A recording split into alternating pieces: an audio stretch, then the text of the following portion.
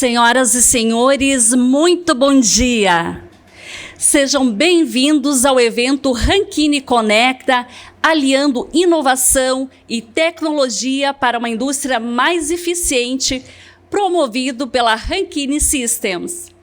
Hoje, reunimos aqui líderes, gestores, empreendedores e profissionais da indústria para falar sobre inovação, automação, inteligência artificial, robótica, gestão de processos e economia do conhecimento, em um ambiente onde mentes inovadoras se encontram para discutir e apresentar soluções para um mercado cada vez mais competitivo e com dificuldades de mão de obra. Agradecemos a presença de todos aqui que prestigiam este encontro. Agradecemos a Fevale Tech Park, parceira deste evento. Para sua mensagem de boas-vindas, convidamos o diretor executivo da Rankine Systems, Ranieri da Rosa.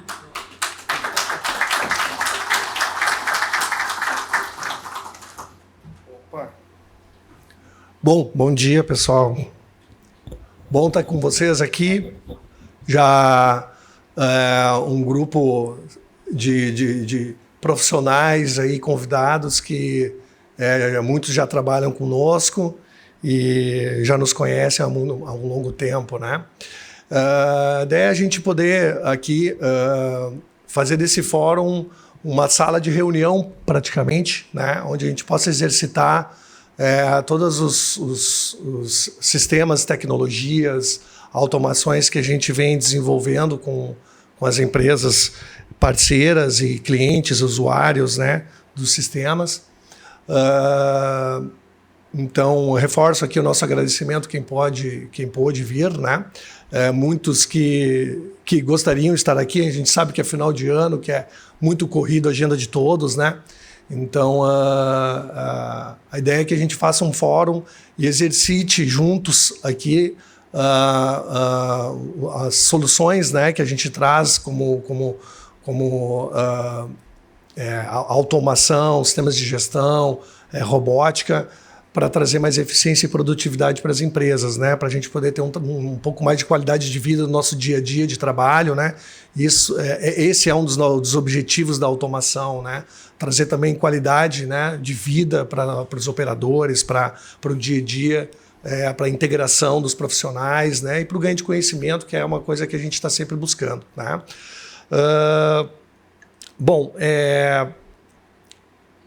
Para nós é o primeiro fórum, né, que a gente está iniciando, né, aqui no Tech Park. O Tech Park, a Manu, que é a diretora, ela vai vir à tarde aqui, a gente vai passar uma fala para ela também. Ela pediu para mim das boas-vindas para todos, né? O Tech Park Fevale aqui é um parque onde nós temos aqui uma rede de empresas de tecnologia, né? Não só de software, mas também empresas de tecnologia de materiais, né? Tecnologia da informação, tecnologia de automação, robótica, como por exemplo a Rankine, indústria 4.0. A nossa bandeira é a indústria 4.0, né? E assim, a gente está sempre aprendendo, né? Então a ideia aqui é a gente poder transformar esse fórum aqui numa reunião onde todos vocês possam se conhecer, fazer um network hoje, aproveitar esse momento aqui para trazer as dores da empresa, né? E se conectar com os gestores todos que estão aqui. Tem muita gente muito experiente aqui, né? Eu acho que a gente pode ter um dia muito, muito proveitoso, muito eficiente mesmo, em termos de troca de conhecimento, tá?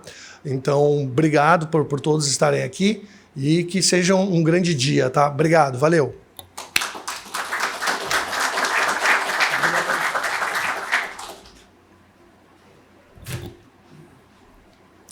Muito obrigada, Ranieri, pela sua mensagem.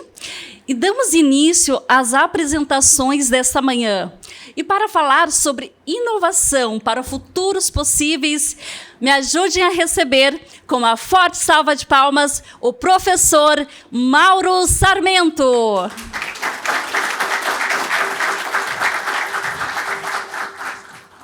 Bom dia a todos. Bom, Eu pareço um pastor evangélico, então gostaria de abençoá-los todos. Aí, obrigado. Vamos... Tá saindo aqui? Tá. Muito bem, pessoal. Pode, por favor. É um imenso prazer estar aqui. A Rankine é uma empresa apaixonante. Vou botar aqui para não cair. A Rankine é uma empresa apaixonante porque ela traz um propósito muito interessante. E eu me enamorei dessa empresa, e pelo convite também do Ranieri de vir fazer parte, por conta dessa visão. Né? E vamos iniciar o dia hoje com uma grande provocação, que é como a criatividade pode nos ajudar a criar futuros, a transformar ideias, transformar sonhos em realidade. Então, eu sou o professor Mauro Sarmento, tenho um mestrado em educação, fiz a Escola Superior de Design Industrial, comecei lá atrás com belas artes, que eu queria saber de onde vem a beleza das coisas, porque quando a gente desenha produtos, a gente precisa entender isso. E a minha primeira mensagem é sobre o futuro, sobre visão de futuro, sobre a nossa capacidade de visualizar ideias, produtos, futuros, nos inserir dentro desses futuros, dessas visões e sedimentar isso, precipitar isso nas nossas vidas. Portanto, o objetivo da minha fala hoje vai ser inspirar, provocar, instigar, desenvolver, fomentar, informar, refletir, desacomodar, também é importante, e aquecer os motores para esse dia sensacional, que vem por aí muitas surpresas, muitas falas interessantes. Então, futuro em suas mãos. Você está preparado para moldá-lo ou para transformar as suas ideias em realidade? Antes de falar qualquer coisa, a gente vai pensar na questão que nos traz aqui, a questão da criatividade. Esse é um ponto elementar da vida do ser humano. Olhem os feitos do Elon Musk, olhem os feitos dos grandes homens que são expoentes na humanidade, né? Leonardo da Vinci, olha só que maluquice, imagina se ele vivesse hoje. Se alguém for reencarnacionista, talvez o Elon Musk seja a reencarnação do Leonardo da Vinci. Olha que viagem, né? Mas quem não for reencarnacionista, daí azar é seu. Não sei.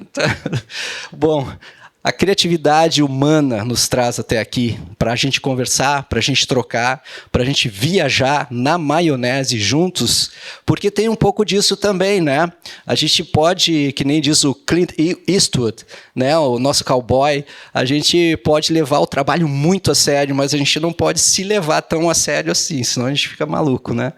Tá bom? Então, criatividade, esse termo, esse conceito, vem do latim criare, que é a atividade de criar, ou seja, eu gosto muito porque o design abriu muitas portas na minha mente com relação a futuros possíveis, a tirar ideias do papel, a pesquisar materiais. Então, sem criatividade, a nossa vida realmente fica caótica. Né? Eu acho que a gente concorda que em algum momento da nossa vida a gente precisou ser criativo, a gente precisou criar alternativas para a nossa própria vida, para as questões elementares, aí, para os desafios que surgem. Né? Então, olha só o que acontece quando a criatividade encontra um propósito. Acontece isso aqui, ó. 1962. Quem é que assistiu já esse desenho? Eva! Os seniors aí, ó. Né? Os jovens sêniors, né? Esse é um mercado incrível, viu, da senioridade. Nós vamos ter que inventar alguma coisa para isso aí, né, Rani? Tá? William Hanna e Joseph Barbera criaram os Jetsons. Olha aí, ó. Isso aqui é hoje. Olha ali a BID, que viagem. Quem gostaria de dar uma volta num dispositivo desse a essa altura aqui? Claro, isso aqui é um conceito de inteligência artificial, mas está acontecendo, né? Dubai, China, telemedicina. Eu atendo o grupo Unimed também como consultor. Na época da Covid, os médicos Que foi isso, meu? Um alienígena está rondando, falando nisso, né? Obrigado. Deu, agora ficou normal. Então, telemedicina. Quem já foi atendido por telemedicina? Aí, ó, vários de nós. Robôs, olha só, é o que se está falando agora. Não esses robôs industriais que já há mais tempo estão por aí, mas esse robozinho aí que agora custa $20 mil, que você pode ter na sua casa, ele chega numa caixa e daí você liga ele, dá comandos e ele lava a sua roupa, sei lá, faz tudo, dá comida para o gato. Que viagem! Diversos tipos de robôs. Então, os concepts de robôs humanoides estão avançando. Agora a China lançou um com corpo feminino, né? Que loucura essas viagens, mas tá aí, né? O homem vai extrapolando seus limites, vai criando e vai executando. Braços robóticos, me parece que na China você não entra numa cafeteria e é atendido por um ser humano, né? Quem me trouxe essa informação foi o Ricardo Sancha, que logo mais estará aqui falando também sobre essas coisas. Robôs industriais, robôs militares, robôs cachorrinho, né? Que viagem. Teletrabalho, olha aí, ó, quem não teve alguma reunião de teletrabalho, e atualmente, em função da conectividade, né? A gente tem telecirurgias já, com cirurgia robótica. E veja bem, quem diria que nós íamos imprimir comida, né? Olha só que coisa incrível. Então, estamos já com impressoras de alimentos fazendo experimentos. Então, a gente vai explorando com criatividade, a gente usa elementos estéticos, elementos científicos de materiais, ciência de materiais, e vai explorando. Então, surge a ideia de redesenhar a humanidade, redesenhar as cidades do futuro, né? Então, chegam esses conceitos para a gente olhar, examinar questões arquitetônicas, questões estruturais, novas ligas de materiais. E é isso que acontece, já materializando. China, Dubai, Taiwan. Se a gente voltar a imagem aqui e olhar esses conceitos, e nós observarmos o que está sendo aplicado, a criatividade, a ciência aplicada, a gente vai ver a proximidade é incrível dos projetos. E chegamos nos bens de consumo, né? Quem é que já tem o iPhone 16? Né? A grande coisa, tem o 17 agora, tem o da Tesla que está chegando, tem outros tantos que estão vindo para ser disruptivo. Me parece que esse novo celular da Tesla vai ter link direto com a Starlink e muitas outras loucuras que quebram já os nossos paradoxos, nossas ideias de inovação. Então, as pessoas estão abertas ao fascínio da tecnologia. A gente quer consumir e o que acontece? Onde vai desembocar isso tudo? Vai desembocar na nossa velha e amiga conhecida indústria, que passou por tantas revoluções e está passando no exato momento. Bem-vindo, Júnior Cavalca! Esse é um camarada querido. Estamos passando por revoluções, né? Diversas revoluções. 4.0 a nossa bandeira, indústria 4.0, como o Ranieri falou. Já estamos na 5.0, logo 6, 7, 8, 9, 10, não sei onde isso vai parar. Mas esse rapaz, coisa mais querida, né, o Rani, olha só que figuraça, tá? Era aquele gurizinho que desmontava aparelhos em casa, entendeu? Levava choque na tomada, né, cara? E a sua curiosidade, que é a base de uma pessoa criativa precisa entender o mundo, as coisas, as tecnologias, levou ele a empreender e idealizar a Rankine, né? E idealizar esse momento aqui também, que é uma tendência, eventos de comunidade.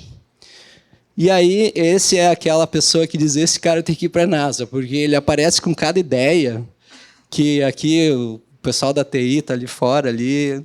Ah, não, está lá atrás, né? A turma do fundão, a gente segue as ideias do Rani e a gente precisa se puxar bastante, tá? Então, a NASA talvez pudesse chamar ele, mas fica por aqui, Rani, tá bom? Então, a visão que a Rankine tem é justamente que alguém que desmonta aparelhos para ver como funciona, que é curioso, quer criar, ele é um problem solver. Ele é um resolutor de problemas. Por quê? Porque cada curiosidade traz o seu desafio, tá certo? E isso aqui não é uma puxa-saquice, tá? Isso aqui é porque ele é assim mesmo. Então, problem solving, a essência do nosso segmento industrial, vamos combinar, é a resolução de problema. Quem é que resolve os probleminhas lá na empresa? Vamos lá, ok, ó, levanta a mão aí, pode. Eu. Tá? Todo mundo resolve o problema. Então, nós temos essa característica. Para resolver problemas, a gente precisa também se organizar. E a empresa vem se organizando no sentido de ter a grande visão de juntar a tecnologia da informação, a TA, que é a tecnologia da automação, uma área de mecânica, engenharia mecânica e mecânica, elétrica também, a área de projeto 3D e a parte de suporte, administração, marketing, comercial, suporte. Então, a criatividade precisa ser organizada também, senão ela fica solta. Então, a gente precisa criar essa organização, ou esse desenvolvimento organizacional. E aí, também, ela passa a ser um grupo. A Rankine, a mãe, a empresa, a Automés, a nossa área de software, soluções de software, e logo mais vocês vão ouvir falar da Robotos, que vai revolucionar no campo da robótica. Tá? Esse é o nosso horizonte lá na frente. Estou dando spoiler aqui. Então, qual é a distância da gente, do nosso dia a dia? Qual é a distância do presente momento para os futuros possíveis? A distância é a distância de uma caixinha, é uma caixa. Então, a distância é pensar fora da caixa, realizar fora da caixa também. Só pensar e ter ideia não serve, né? Então, é necessário conhecimento, metodologia. E, nesse sentido, em junho desse ano, eu fui professor convidado do MIT, algo que me orgulha bastante, e a Rankine, Mauro Sarmento e Rankine, fomos visitar o MIT. Nós visitamos o MIT, quando eu vi, eu estava chegando em Cambridge. Chegar em Cambridge é uma loucura, porque eu pensei, nossa, aqui é Harvard, aqui é o MIT, eu estou na terra, né, da Berkeley. Ou seja, só faculdade e academicismo de última geração, de alto nível. Chego lá. Fundada em 1861, 1.074 docentes, 11.574 estudantes até o momento. O campus tem 68 hectares, é gigantesco. E aqui estou eu, né, na famosa obra de arte O Alquimista, que não é por acaso, porque alquimista também é um conceito de fazer uma alquimia da sua vida, do seu entorno, transformando com conhecimento, né? E olha só, olha o dinheirinho investido anualmente. 17 bilhões de dólares. É algo incrível. Da onde vem esse recurso? O professor que me recebeu, ele é da área de biomecânica. E quem patrocina o departamento dele é Nike, Mizuno, Adidas, essas marcas aí de esporte, né? Fila, ou seja, vários sponsors da área. Lá existe uma relação muito estreita entre a iniciativa privada e a academia. E isso é fantástico. É algo muito exemplar para a gente seguir aqui. Muito legal. Bom, essa foto aqui é tradicional, né? E tem esse dito: quem bebe da fonte do MIT não vem com respostas, vem com melhores perguntas. Aí a gente aprende sobre maiêutica, sobre a arte de perguntar, sobre a essência. E os eixos de 32 departamentos, eu consegui visitar 3, que eram os que me interessavam realmente, né? Aprendendo bastante ciência da computação, essa área é incrível, ciência de materiais e gestão e negócios, que é o MIT Scholen, que é um departamento de gestão. Tá bem? E esse aqui, o professor Ronald Dinsman, na hora que parece o James Taylor, né? Se largar um violão na mão, ele é capaz de passar pelo James Taylor. E olha só, falando, a essência da conversa é semântica. Semântica. Tudo bom? Semântica significa o sentido, o sentir, o significado simbólico de tu estar no lugar, de tu fazer algo, de tu criar alguma coisa. Então, a mensagem principal da semântica que estava rolando lá era essa aqui, ó. Initiative for New Manufacturing. Significa que a indústria americana está sendo repensada. Robótica focada na manufatura, inteligência artificial, inteligência e controle de processos, síntese de conhecimento manufatura a partir de dados multimodais, vinculando dados de projeto e fabricação, feedback de projetos e produção, a parte de tocar o projeto mesmo, né, de gestão de projeto.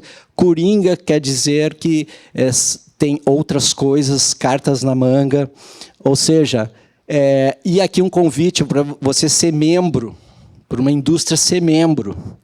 Quais são os eixos principais? Pesquisa na manufatura, uma força de trabalho, né, educacional especializadíssima, fronteiras tecnológicas e de sistemas também, engajamento da indústria, laboratórios e observatórios e comunidade, eventos de comunidade. Essa parte é muito inspiracional, foi que nos moveu também para fazer o Conecta Rankine. Aí dá para entender que é um movimento nacionalista, e aí dá para entender outra coisa também. Dá para entender o tarifaço. Olha que curioso, isso, a ficha me caiu um tempo depois. Por que essas barreiras na importação? Para dar tempo para a indústria começar a se articular mais e mais e mais internamente. Tá? Isso foi em junho. E quais são os domínios dessa iniciativa? Domínio de ciência de materiais, polímeros, ciência de novos metais, novas ligas, ferramentais, processos, equipamentos, né? CNCs, plasma, outros tipos de aplicação na construção de equipamentos e máquinas, o domínio da engenharia mecânica absurda, com modelagem 3D, com simulações, algo que a gente já conhece, mas indo mais além ainda, transcendendo. Domínio bioquímico, domínio computacional, e aí entra muito a inteligência artificial, e também a parte de infraestrutura. Então, a gente ouve agora que no Texas eles estão construindo parques enormes com super infraestruturas, computadores, enfim, tá? Superprocessadores. A NVIDIA, por exemplo, aqui, que aparece, nunca esteve com as suas ações tão elevadas, está vendendo chip para todo mundo, tá certo? Olha aqui, já estou dando spoiler da Altus aqui, tá? Também engenharia de componentes, LPs, leitores, muita coisa.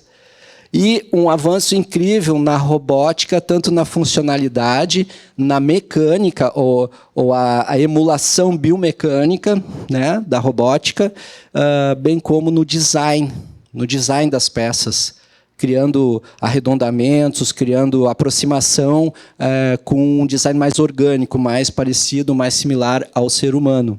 Olha só, aplicações. Aqui a gente vê um conjunto de aplicações, né? Um exemplo de um coração, um exemplo também de um concept de carenagem de um robô humanoide, né? Ou seja, novos cenários, novas culturas, novos públicos, novas interfaces, novos negócios. Essa visão da transição que a gente está atravessando na contemporaneidade. E as habilidades samurais do século XXI. Pensamento crítico, criatividade, que é o tema da nossa fala aqui, e a parte da conectividade, que é justamente isso que a gente está promovendo nesse momento. Um conceito muito importante que eles desenvolvem lá é um pensamento de plataforma. É você pensar em orquestrar redes de networking, né? Contatos, conhecimentos, especialistas. E a criação de ambientes de prototipagem. Dentro das empresas, criar áreas de prototipagem para que os produtos, sistemas possam ser criados, testados, validados, sem cair direto da prancheta para a ação, né? Às vezes, na indústria, é um pouco difícil pensar nisso, criar esse espaço dentro da empresa, que é um espaço que não tem muito cronograma, e que está ligado à pesquisa, está ligado a variáveis de criação de projeto, que muitas vezes não anda na velocidade que a indústria necessita, né? Então, ideia, patrocínio, formatação, relevância, aprofundamento. São os níveis que são exercitados dentro desse ambiente. Muito importante, autoral versus cópia, dando muita importância para patentes, né? Para registro de marcas, registro de sistemas, registro de fluxos, registro de propriedade intelectual. Isso é bem importante também, é uma visão que traz. Automação, com algoritmos já apoiados por inteligência artificial. E a gente não vai inventar a roda, mas a roda ela é sempre inventada, né? Então está aqui, ó, como a roda nasceu, indo mais um pouquinho, até chegar na roda da Michelin. Tá certo? Então, atualmente, as pesquisas são para que um pneu com câmera, né? Para que já não tinha câmera, já era só com ar. Para que um pneu com ar? Enfim, é só uma ideia, um conceito. Então, é muito importante pensar que existe um campo conceitual para a gente exercitar, um campo de conhecimento, metodologias, e isso nos traz liberdade de atuação, isso nos traz diferenciação, né? Essa máxima 10% de inspiração, 90% de transpiração ainda é válido, porque tudo que eu falei até agora, de um novo pensamento da indústria, está dentro dos 10%. Por isso, tem muita coisa para realizar na prática. Então, para criar futuros possíveis, a gente tem que pensar nisso. Indústria 5.0, foco na colaboração, IA, robótica e produção inteligente. É isso que a gente quer apresentar durante o dia para vocês. É como esses campos de conhecimento se conectam, eles interagem e eles resultam. Eles geram resultados práticos. Tá certo?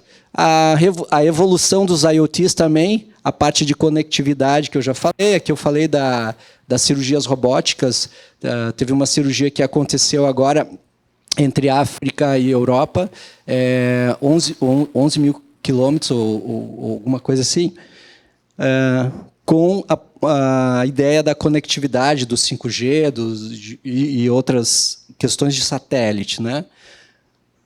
Então, IoT, também manutenção preventiva, custos, coletas de dados, data-driven, que a gente vai falar também no decorrer do nosso dia. Edge computing, ou seja, ter a tomada de decisões, a eficiência e o processamento de dados mais localmente ou com melhor acesso. IA, que a gente vai mostrar aqui, como que a gente está aplicando IA nos nossos softwares. Eu acho que vai ser uma surpresa bem boa para o dia de hoje. A parte de cobots também, evoluindo muito e sendo um spoiler da Robotics, que é um projeto da Rankine. Tá? Aqui, olha só como a organicidade já está fazendo diferença aqui, né? A gente via aquele robô industrial mais retão, com arestas, com quinas. Agora a gente vê um design super mais suave, né? E a interoperabilidade, padronização da comunicação entre os dispositivos, sensores, software e melhorando a conectividade. Gêmeos digitais, uma tendência também, né? Permite a criação de réplicas virtuais. Então, isso para treinar robôs é muito importante. E também para avaliar uma operação robótica sem que ela esteja na prática acontecendo. E nós também queremos pensar na indústria nacional. A gente também está querendo contribuir. Eu acho que todos aqui têm esse pensamento, né? Embora a gente pense em operações internacionais, importação, exportação, a gente precisa evoluir as nossas práticas, a nossa inteligência industrial com os nossos produtos também, para apoiar a indústria brasileira que está em franca expansão nesse momento, por necessidade. Você está aqui para imaginar futuros possíveis.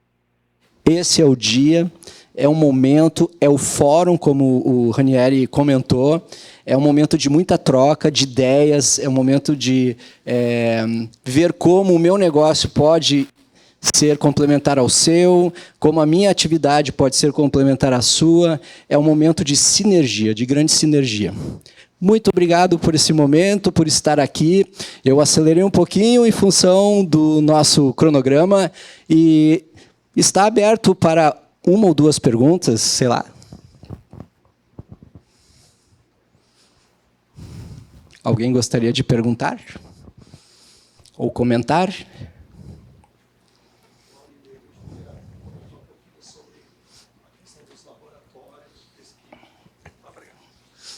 De repente, a gente podia exercitar um pouquinho só sobre a questão dos laboratórios de pesquisa no MIT e a relação que tu viu lá com as empresas, que tu chegou a comentar, que serve como um exemplo, né, porque a gente está vivendo até aqui mesmo no Tech Park, né, que é uma dos eixos da hélice da inovação, que é essa união, né, da universidade com a indústria, com empresas que desenvolvem tecnologia. Assim, a gente não é uma prática tão comum aqui no Brasil, mas a gente mesmo comentou que lá é muito forte, né? Sim. Então, se puder falar um pouquinho dessa metodologia que eles usam lá, dessa semântica, né? Que tu comentou. Sim. Primeiro, muito obrigado pela pergunta. Eu gostaria de falar da relação do aluno quando ele chega no MIT, assim, que ele passa por uma jornada muito estressante, onde ele aprende que ele não pode trabalhar sozinho ou ser egocêntrico, assim, ou vaidoso demais.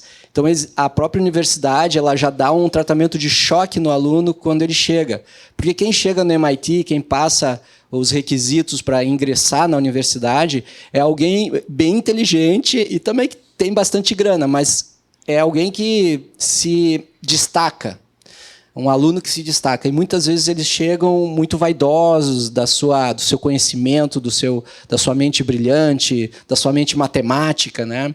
Esse ponto é bem interessante. Então, tem uma semana de terapia de choque, onde eles assistem seminários da Google, a apresentação de startups com seus founders, investidores, e eles têm que fazer alguns trabalhos de laboratório, têm que gerar papers, que mais?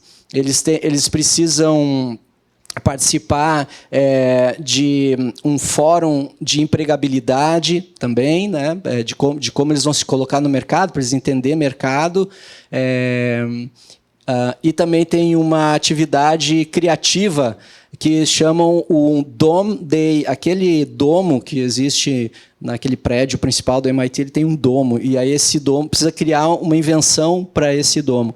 Então ele começa a ficar desesperado, ele precisa procurar colegas para se apoiar, ele precisa criar um grupo, uma comunidade para ele poder fazer as entregas dele, senão elas não vão acontecer.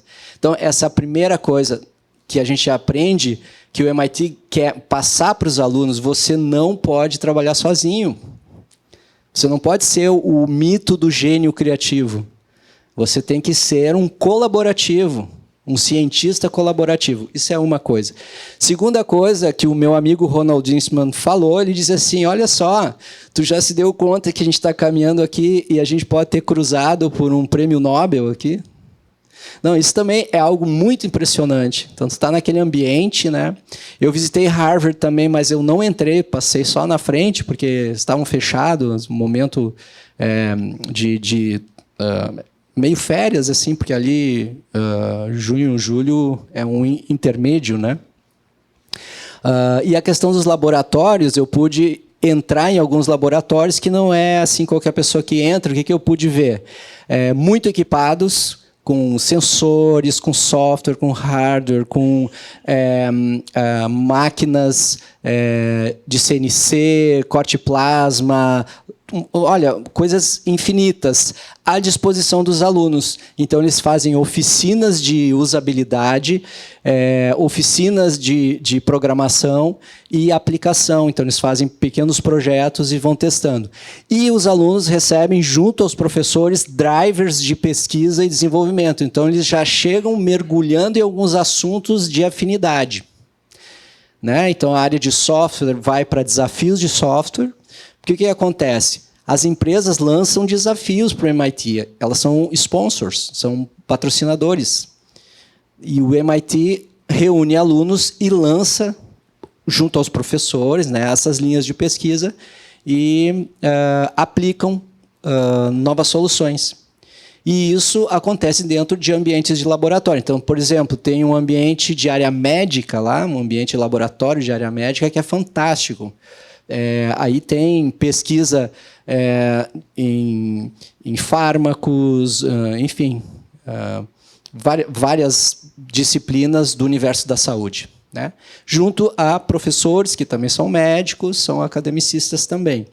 Então, esse mundo do conhecimento aplicado, da prototipagem, junto com o patrocínio da indústria privada, e também governo, tá? Porque essa ação de revitalização da indústria começa a partir de uma solicitação do governo. É um drive do governo para o MIT.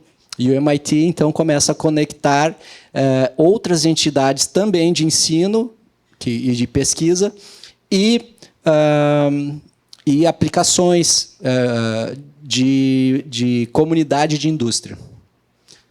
Não sei se eu respondi a tua pergunta, mas esse é o ambiente, tá? Pois não.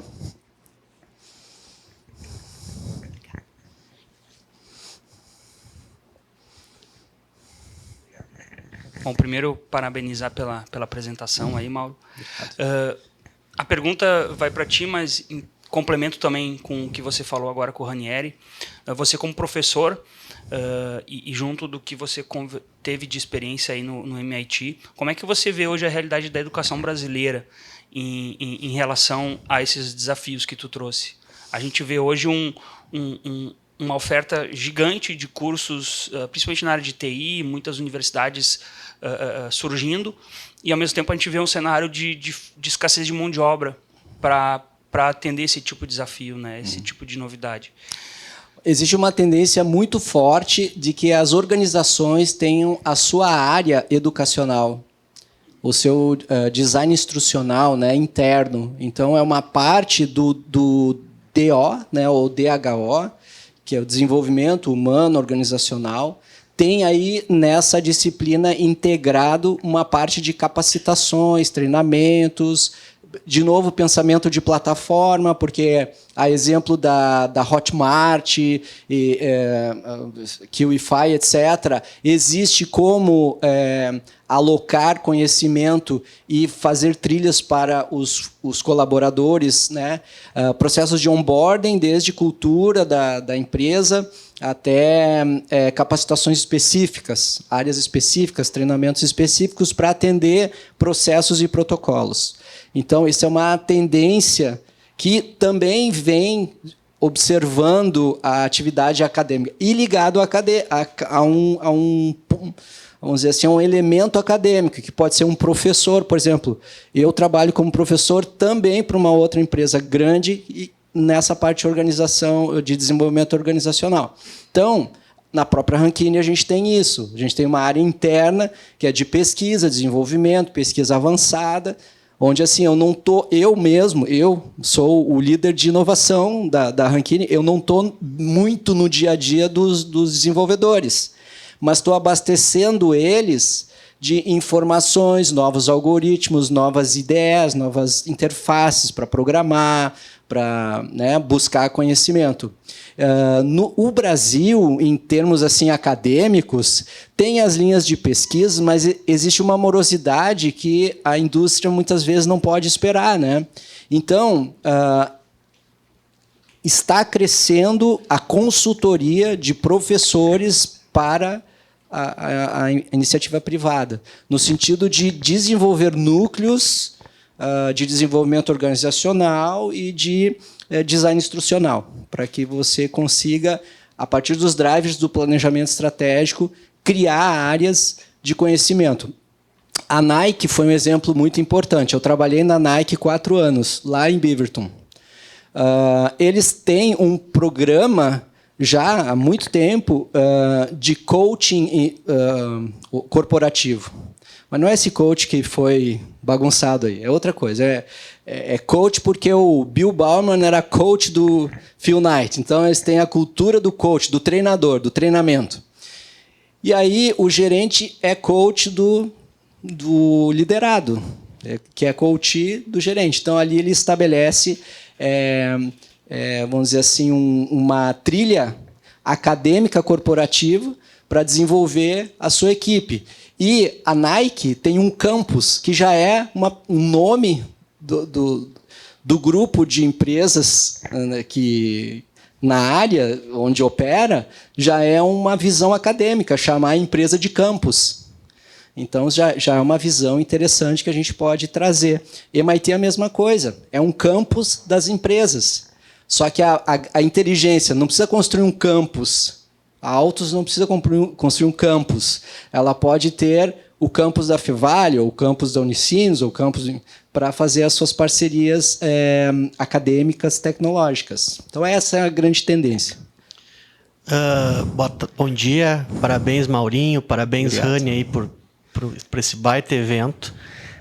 Motivo de orgulho, né, ter um evento desses em Novo Hamburgo. Mas a pergunta, né, Maurinho, eu acho que a gente tem que fazer, tu comentou muito bem que os ecossistemas já existem, né? E aí é uma percepção minha, e eu queria ouvir de ti, que eu acho que falta um elo dessa composição se movimentar, né? Que é os empresários, né? Porque eu acho que já está tudo montado, e eu acho que vem um pouco nosso dizer assim, o porquê nós, empresários, não estamos consumindo tudo isso que está se criando dentro dos hubs de tecnologia, dentro dos tech parks. E eu queria ouvir de ti assim, como é que tu enxerga isso futuro? Porque eu acho que nós estamos vivendo um momento cada vez mais rápido e as companhias, principalmente as tradicionais, que são 95% do mercado, estão demorando para enxergar isso. Cara, eu preciso estar lá dentro e o que é mais legal é que tem resultado, só que a gente precisa fazer o empresariado olhar para isso. Queria que tu falasse um pouquinho dessa curva, dizer assim, isso vai acelerar muito rápido ou quem não acelerar vai ficar pelo caminho? Como é que tu poderia falar sobre isso? Tá. Quem não acelerar vai ficar pelo caminho. Isso aí, tá? Mas não é só isso. Nós temos um desafio tremendo. Quando eu falei aquela palavra semântica, eu falei que eu cheguei num lugar onde todo mundo quer se ajudar, onde todo mundo quer colaborar, onde todo mundo quer fazer sinergia, onde a competição ela é alocada, assim, tipo, eu tenho o meu mercado, tu tem o teu mercado. A competição não é... Olha, é muito louco dizer isso. No país que inventou o marketing, inventou a competição, no campo acadêmico, tecnológico, a gente não encontra essa competição. Por isso que o aluno ele é despido de vaidade num choque cultural, quando ele chega no MIT. Só um pouquinho aqui, a gente não tem o mito do gênio criativo total, Steve Jobs. Muito complicado trabalhar com Steve Jobs. Olha a biografia dele. Muito complicado. Então, a gente tem que trabalhar, sim, né, num ambiente colaborativo, de trocas, de comunidade. Essa é a grande sacada. Essa é a grande semântica que eu absorvo. Onde os empresários reconhecem o valor da academia. Teve um cliente que eu cheguei outro dia que ele disse, cara, não fala startup aqui dentro, porque os diretores não querem nem ouvir essa palavra. Eu disse, como? Como assim não falar startup? Como assim não falar de processo de inovação, de jornada para a criação de tecnologias e novos maneirismos e tudo mais? Então, startup é só um conceito. Não, é preconceito deles mesmo, eles não entenderam. Quando a gente olha os summits, a gente pode pensar duas coisas. Ou é uma grande oportunidade de negócios, numa visão positiva, de sinergia, ou é uma enrolação de vaidades. Pode ser que tenha as duas coisas, mas a gente escolhe para onde a gente quer olhar. Então, eu acho que a grande lucidez dos empresários é olhar para esses eventos aqui. Por exemplo, teve gente bem importante que a gente mandou notícia, mandou convite, muito amorosamente, não obtivemos nem resposta sequer. Mas vocês estão aqui. Então, vocês estão aqui olhando para a visão correta. Nós vamos se divertir muito nesse dia. Vai ser um dia de trocas, vai ser um dia de amizades. Já tem grandes amizades aqui. O Rani é um conector. É um conector de pessoas, de amizades. E é por isso que a Rankine prospera. E é por isso que a Altus prospera. É por isso que os parceiros prosperam. Não tem outra forma de prosperar. A não ser reconhecer o valor desses lugares, desses hubs, desses repositórios de trocas, que a gente vai ouvir, sim, muita viagem, muita bobagem, mas a gente vai ouvir muita coisa boa também. E muita coisa boa também das novas gerações, que tem uma visão, que tem uma pesquisa e que tem uma grande vontade de prosperar. Eu já estive lá, já fui jovem, né? Seria isso, então, pessoal, uma grande gratidão a vocês. Vou estar no podcast entrevistando pessoas, amigos e queridos. E vocês aproveitem hoje. Obrigado pela audiência.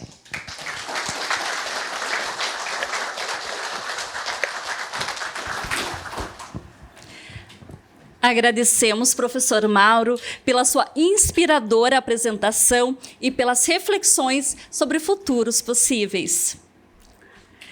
E para falar sobre CLPs inteligentes, a base da indústria conectada, vamos receber, com uma forte salva de palmas, o coordenador de produtos da Altus Sistemas de Automação, Marcelo Comanduli.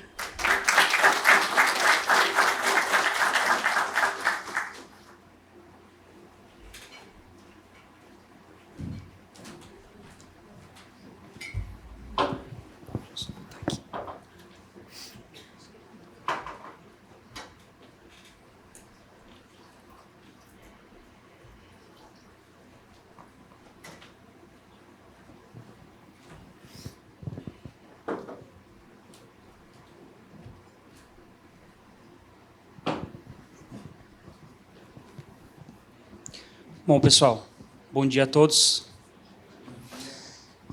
Eu sou o Marcelo e hoje a gente vai falar um pouquinho sobre a Altus, sobre algumas tecnologias e principalmente sobre o produto que a Altus desenvolve aí há 43 anos, que é o controlador lógico programável. Mas antes eu gostaria de agradecer aí a Rankine, na pessoa do Ranieri, pela oportunidade e também a todos os parceiros aí que fazem, como o Mauro falou, acontecer esse evento, esse tipo de evento, esse ecossistema, essa troca, né? Eu acho que a palavra principal que fica, né, de um evento como esses é a troca, né? A troca de saberes, de conhecimentos, de informações, de contatos. Então, eu acho que todo mundo aqui tem a acrescentar. Eu sei que é difícil a gente, com todo esse correrio que a gente vive, né, tá aí reservando um espaço na nossa agenda para poder estar aqui sentado, conversando, né, trocando experiências. Então, a gente vai tentar fazer isso valer, né, a pena ao máximo possível. Legal. Passador. Ah, não. Obrigado. Imagina. Bom, eu vou começar falando um pouquinho sobre a Altus. A Altus é uma empresa que surge em 1982, portanto, ela completa esse ano 43 anos. Ela surge em Porto Alegre, portanto, é uma empresa 100% brasileira, uma empresa gaúcha, que, desde o início, investe em tecnologia e inovação para soluções de controle industrial. Lá no início, né, até hoje, nós temos um time de P&D que desenvolve os controladores programáveis que eu vou mostrar para vocês hoje. Nós temos essa mesma equipe que desenvolve outras soluções, nós temos um time de engenharia também que faz aplicações, algumas dessas a gente vai falar para vocês hoje, alguns cases. Então, a ideia é que todo o trajeto da Altus até hoje foi focado em inovação, foi focado em desenvolvimento de tecnologias e desenvolvimento de soluções para controle e automação industrial. Hoje, né, a gente tem uma presença bem importante no Brasil, mas a gente também tem uma presença internacional. A gente está hoje em mais de 40 países, né, com os nossos produtos, Estados Unidos, América do Norte, Europa, Ásia, muitas vezes tendo que colocar num formato de brand label o nome da empresa europeia no nosso equipamento, justamente porque muitos não têm a confiança necessária, né, num produto que é made in Brasil, né? Para muitos, o Brasil ainda é só um país de carnaval, caipirinha e futebol, né? E aí, quando eu chego lá com um CLP de classe mundial, né, de alto nível de complexidade de tecnologia, os caras, né, torcem o nariz. Então, uma das nossas estratégias é também fazer parcerias fora do Brasil com empresas já consolidadas, com uma tradição, por exemplo, na Europa, através da Bayer, que é uma das nossas parceiras, colocando a marca deles e podendo eles vender lá. E é curioso que, quando eles descobrem que, na verdade, a Bayer vende um produto fabricado pela Altus, eles acham que é o contrário, né? Pô, mas eu achava que a Bayer, né, fazia os produtos e a Altus revendia aqui no Brasil. Mas não, né? Hoje nós temos uma estrutura em São Leopoldo, também algumas filiais em São Paulo, filiais no Rio de Janeiro, muito para atender alguns clientes estratégicos, que depois eu vou falar um pouquinho para vocês. A gente também tem uma filial em Sapucaia, onde a gente faz a montagem dos painéis para os nossos produtos e soluções de engenharia. E a ideia é justamente, né, criar esse ecossistema aí de tecnologia, de inovação e de troca de conhecimento nesses locais para poder atender os nossos clientes. A gente, assim como tem uma presença internacional, tem uma presença ainda maior no território brasileiro. Hoje nós estamos aí em quarto lugar em termos de market share do nosso produto foco, que é o CLP, que é o controlador programável na América Latina, né? A gente detém aí cerca de 10% do mercado brasileiro desse segmento. Isso significa que a gente tem uma posição muito importante, até porque hoje nós temos empresas literalmente centenárias atuando como os nossos concorrentes. Então, na medida do possível, com muito esforço, muita dedicação, a gente tenta se colocar no mercado também como um concorrente à altura desses players, né? A gente atua em vários mercados. Ao longo desses 43 anos, a gente acabou tendo uma série de experiências, expertises, cases de sucesso. Alguns deles eu vou falar para vocês, em muitos mercados. E eu destaco aí o segmento de óleo e gás, principalmente na parte de soluções offshore, plataformas de petróleo, a parte de energia elétrica. A gente tem muitos empreendimentos na área de usinas, subestações, a parte do agronegócio também, a parte de transportes, segmentos industriais, máquinas, indústrias químicas, indústrias alimentícias. Então, é basicamente essa a nossa carteira de clientes, a nossa área de atuação, os segmentos que a gente desenvolve. E como a gente está há bastante tempo nesse mercado, a gente tem condições também de auxiliar o nosso parceiro, auxiliar o nosso cliente, trazendo esse conhecimento também para a solução que a gente vai estar ofertando para eles. A gente tem hoje mais de 3 mil clientes ativos na nossa carteira, dentro de todo esse território que eu comentei com vocês, né? Mais de 20 mil produtos entregues, 10 milhões de pontos de controle já instalados, né?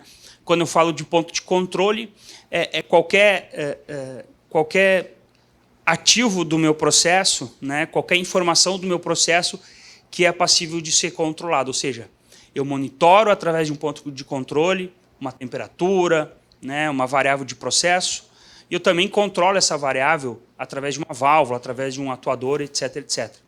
O somatório disso dá mais de 10 milhões de pontos de controle, né? E mais de 1.800 sistemas integrados entregues que são, né, do nosso negócio de engenharia. Hoje a Altus ela atua muito no segmento, no negócio de venda de produto, ou seja, a gente fornece o CLP, a gente fornece a IHM, mas também nós temos uma unidade de negócios de engenharia, onde nós temos uma equipe que faz, né, a entrega num sistema de turnkey, que a gente chama, né?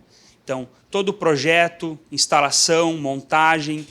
Hoje, por exemplo, nós estamos com uma equipe dividida, na verdade, né? Parte em Singapura, parte na China, para construir o que vai vir a ser, né, as 2 maiores plataformas de petróleo da Petrobras, FPSOs, depois eu explico um pouco mais para vocês, e que são pessoas que atuam nessa unidade aí de desenvolvimento de soluções do tipo turnkey.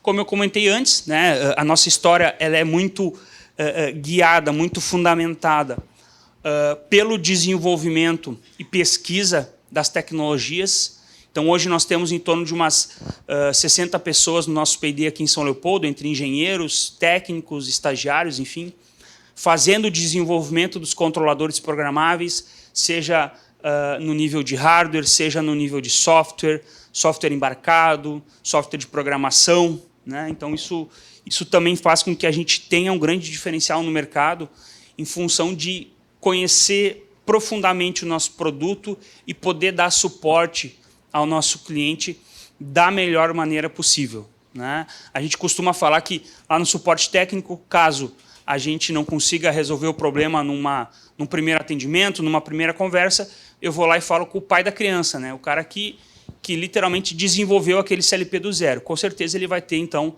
a resposta para nos dar. Mais de 500 produtos desenvolvidos. A gente também tem, né, trazendo um pouco da fala do professor Mauro, né, em função das parcerias, das conexões. A Altus hoje não é uma gigante do ramo, né, muito diferente das outras empresas que eu comentei antes, né, dos nossos concorrentes, mas a gente tenta atender o nosso cliente da melhor maneira possível. E qual foi a fórmula para isso, né? É através de parcerias, através de empresas parceiras, integradores, representantes comerciais que vão atingir o nosso cliente final, seja onde ele estiver. Portanto, interior, né, estados do Brasil, né, regiões do Brasil, norte, nordeste, centro-oeste, sudeste. Em qualquer uma dessas regiões nós temos profissionais, não necessariamente da Altus, mas profissionais capacitados, seja através do nosso programa de representantes, seja através do nosso programa de integradores, que são profissionais que a gente treina, a gente certifica através desse programa e que tem condições de utilizar, portanto, os nossos produtos com uma boa qualidade de entrega. Bom, a primeira provocação que eu gostaria de fazer aqui, pessoal, é a seguinte. Qual é o valor da informação? Parece uma pergunta muito ampla, né? Mas vamos tentar refletir um pouco, né? Hoje em dia a gente fala muito em informação, né? A gente vive numa era da informação, né? A informação é importante na medida de que, a partir do momento que as informações sobre o meu perfil de consumo, por exemplo, né, chegam até uma grande plataforma, chegam até uma empresa de venda de bens de consumo, eles conseguem direcionar a melhor solução para aquilo que eu quero, né? Hoje a gente fala que se tu não paga por uma plataforma, né, se tu não paga para utilizar uma rede social, significa que você é o produto da rede social, né? Para quê? Para vender essas informações, utilizar essas informações que a gente assina lá no contrato de consciência, né? Para as empresas que vão adquirir esses dados para poder estar te indicando aí produtos, te indicando soluções. Então, eu acho que para todo mundo aqui é fato, né, de que a informação é algo importante. Mas para continuar a nossa reflexão, a gente tem que fazer o seguinte raciocínio, né? O que é informação? Né? Se eu disser para vocês um número, 42, o que isso significa? Pouca coisa, né? Isso é um dado, né? Um dado que eu posso estar coletando de algum lugar, lendo de algum sensor. Se eu disser para vocês 42 graus Celsius, é uma informação. Eu sei que isso é uma temperatura. Mas eu ainda não posso fazer muita coisa com essa informação se eu não tenho capacidade de agir em cima disso. Então, se eu disser para vocês que 42 é a temperatura atual do forno de cozimento lá de um determinado processo, que deveria estar em 50 graus. Bom, aí eu tenho condições de atuar, né? Então, essa informação ela deixa de ser um dado, né? Ela deixa de ser uma informação e passa a ser, né, um conhecimento, algo que eu preciso tratar, algo que eu preciso interpretar e atuar em cima disso. Tá? Então, é justamente nessa reflexão que a gente vai guiar a nossa fala aí durante essa palestra e principalmente como os nossos produtos e as nossas soluções podem ajudar a evidenciar esse tipo de questão, né, com relação ao valor da informação. Esse dado ele é um dado do ano passado, 2024, da BINI, mas que mostra o tamanho da base instalada em termos de controladores programáveis no Brasil. Só de venda de controladores programáveis de CLP foram mais de 76 mil unidades. Né? Ano retrasado, 2023, foi um pouco menos, se não me engano, 73 mil, então houve um crescimento. Né? E agora vamos imaginar que se só no ano de 2024 nós colocamos no mercado, nós não, né, as outras empresas, enfim, mais de 70 mil controladores programáveis com capacidade de controlar um processo, mas também de coletar informações e conectar essas informações a algum tipo de sistema de tomada de decisão, além de tudo que eu já tenho em termos de base instalada, né, que foram vendidos nos anos anteriores, enfim, o Brasil não é conhecido muito pela quantidade de automação dos processos, mas esse número traduz um pouco do que a gente vê em termos de mercado. Né? E a reflexão é a seguinte, né? Se eu tenho tantos controladores assim na indústria, para onde essas informações estão indo? Eu acho que fica claro para nós que, conhecendo um CLP, eu sei que ele está sendo aplicado no processo, fazendo o controle daquele sistema, né? Da máquina, do processo, etc, etc. E, ao mesmo tempo, gerando uma quantidade bastante interessante de informações. Mas será que essas informações elas estão indo para algum lugar? Elas estão conectadas a algum tipo de sistema? A gente fala tanto de indústria 4.0, de conectividade, mas será que existe esse link, né? Existe o envio desse dado para algum sistema que vai me auxiliar nesse sentido? E aí eu trago outra reflexão, né? Principalmente para aqueles que são né, mais velhos, né? Quando a gente lidava com informações financeiras, né? Quem aqui não precisava ir no banco para tirar um extrato, né? Dos valores, dos gastos mensais, né? Eu peguei o tempo que a fatura do cartão de crédito chegava uma vez por mês lá na minha caixa do correio, né? Então eu abria e via o quanto que eu estava gastando por mês lá enfim, de alguma coisa, né? E hoje, né? Hoje eu tiro o celular do meu bolso, abro o aplicativo do banco, eu tenho todos os meus gastos em tempo real. Se eu vou lá e faço a aquisição de qualquer coisa, sobe uma notificação no meu celular. A informação chega de forma instantânea, né? E muitos de nós, como eu falei antes, sabem o quão problemático era ter que enfrentar uma fila de banco, né? Para conseguir simplesmente saber o que está acontecendo em termos da nossa saúde financeira, né? Aqui tem um pouco desse cenário, né? Uma realidade que hoje realmente é muito desconectada. Aposto que vocês vão ter que pensar um pouquinho para se lembrar a última vez que vocês entraram num banco, né? Num banco físico. Talvez para cancelar uma conta, para alguma coisa do gênero, mas a maioria dos processos hoje eles são totalmente automatizados, virtualizados, e eu consigo fazer através do meu celular. Então, as máquinas e os processos já estão rodando, já estão coletando essas informações. E para onde isso está indo, né? Então, a informação existe, o que mudou é a disponibilidade e é o acesso. E o que a gente entende, né, em termos de barreiras, em termos de dificuldades para que essa informação não chegue até onde a gente gostaria que ela chegasse, né? Então, a gente toma decisões em tempo real ou uma vez por mês, né? Eu ia dizer antigamente, mas atualmente também a gente visita empresas onde todo o apontamento do PCP é feito por papel, né? O cara anda com um caderninho, uma prancheta embaixo do braço e aponta tudo, né? Com relação a número de peças que foram produzidas, número de peças que foram produzidas com falha, refugo, etc, etc. Ele, na melhor das hipóteses, alimenta um Excel, né? E uma vez por mês ele manda lá para o gestor dele como é que está a questões de produtividade, de disponibilidade, de qualidade daquilo que ele está produzindo, né?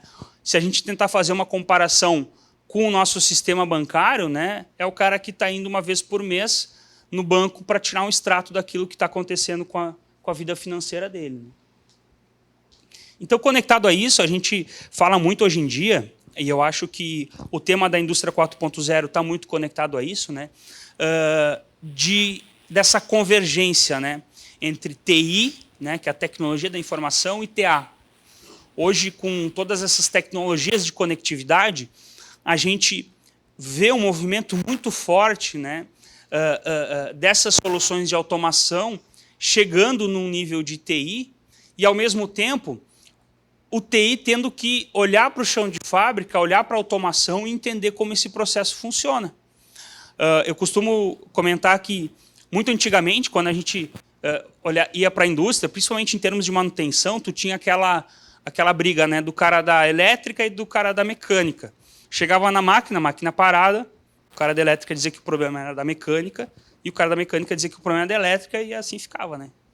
Então, hoje, o cara da elétrica tem que conhecer um pouco de mecânica também, o cara da mecânica tem que conhecer um pouco de elétrica, e tanto é que hoje nós temos cursos de mecatrônica, o próprio curso de automação engloba essas duas áreas do conhecimento. Não é mais algo separado, né? E, atualmente, o que eu vejo é algo semelhante entre TI e TA, né? A máquina está parada, o cara da automação vai lá e diz que o problema está na conexão com o TI. Aí o cara do TI vai lá e diz, não, o problema está no CLP, na conexão com a automação, né? Então, existem ainda barreiras, né, apesar de a gente ver um cenário bastante convergente, né, para que a pessoa do TI possa chegar no nível de automação e eles falarem a mesma linguagem, né, e vice-versa, né? O cara da automação ele tem que conhecer banco de dados, ele tem que conhecer infraestrutura de TI, ele tem que conhecer coisas que até então era só ladder e intertravamento, né? E contato aberto, contato fechado, etc. Então, né, na sua opinião, por que a indústria não avança em relação a esse assunto? A gente, enquanto empresa, também muito em função do know-how que a gente adquiriu ao longo desses anos, a gente tem algumas hipóteses, a gente traz algumas hipóteses em função disso hoje ainda ser uma barreira.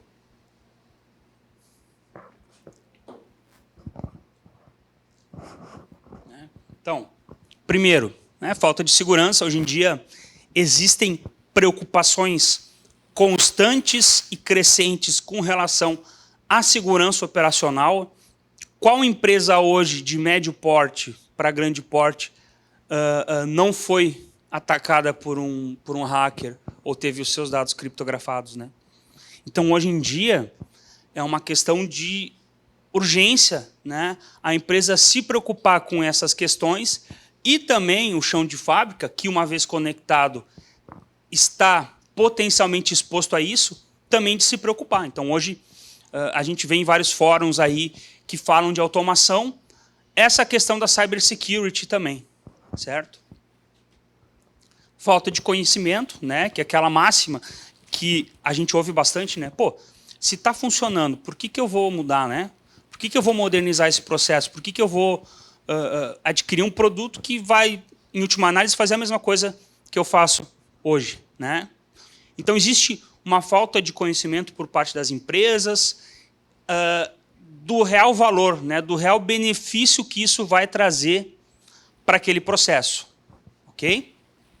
Talvez muito por essa romantização da indústria 4.0 que houve lá no início, né? Todo mundo levantava a bandeira da indústria 4.0 como se fosse uma coisa que eu pudesse trazer numa maleta e abrir e tá aqui, ó. Isso aqui é a indústria 4.0. A gente sabe que não é isso, né?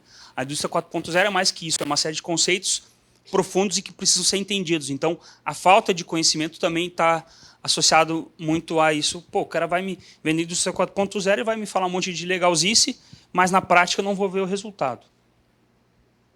Tecnologia defasada, então, um pouco alinhado com o que eu falei antes, eu tenho uma base instalada defasada, o CLP que está controlando, eventualmente, ele não tem opções de conectividade, ele está lá fazendo o controle do processo, mas ele não está, por exemplo, com uma porta de comunicação Ethernet para poder enviar esses dados via algum tipo de protocolo mais moderno, baseado em TCP, né? É um CLP com comunicação serial, por exemplo. E falta de investimento, que também conversa com tudo que a gente falou antes, né? Então, é um empresário com essa dificuldade de entender o real benefício, uma economia bastante volátil, então, muitas vezes, existe aí a resistência por parte das empresas em se investir nesse tipo de tecnologia, entendendo que, no longo prazo, isso vai trazer benefícios bastante claros, né? E o que a gente traz em termos de empresa, enquanto Autos, enquanto provedor de tecnologia e de soluções para essas barreiras que a gente encontra? Bom, primeiro, em relação à falta de segurança. Hoje, todos os controladores da nossa série atual de CLPs da Autos, eles já têm, de forma nativa, uma série de recursos de cibersegurança. Todos eles já têm firewall incorporado, portanto, eu consigo criar filtros para proteger o meu sistema de acessos externos, por exemplo. Todos eles têm a possibilidade de fazer uma conexão via VPN, já com uma criptografia que não permite com que outras pessoas façam algum acesso semelhante. Com relação à falta de conhecimento, hoje a gente investe muito, principalmente depois da pandemia, né, em conteúdos virtuais para que o nosso cliente, para que a pessoa interessada possa estar entendendo como que isso funciona, entendendo como faz isso acontecer. Então, hoje, se eu tenho um CLP da Autos, se eu entro no Google, digito lá como programar o CLP, sei lá, XP340, tu tem lá uma playlist no YouTube, tu tem 2, 3, 4, 5 webinars focados no desenvolvimento de aplicações para isso, sem contar a rotina que a gente desenvolve de treinamentos que a gente oferece para o nosso cliente, na maioria esmagadora das vezes de forma totalmente gratuita. Se o cara é de longe, a gente faz online. Se o cara é de perto, ele vai lá na Autos, nós vamos lá na empresa e a gente consegue mostrar para ele o real benefício que tem na aplicação desses produtos. Tecnologia defasada hoje, os nossos produtos, eles funcionam também, eu até vi no banner lá da Automesa ali, né? O CLP enquanto um conector, né? Que é o quê? É conseguir puxar essas informações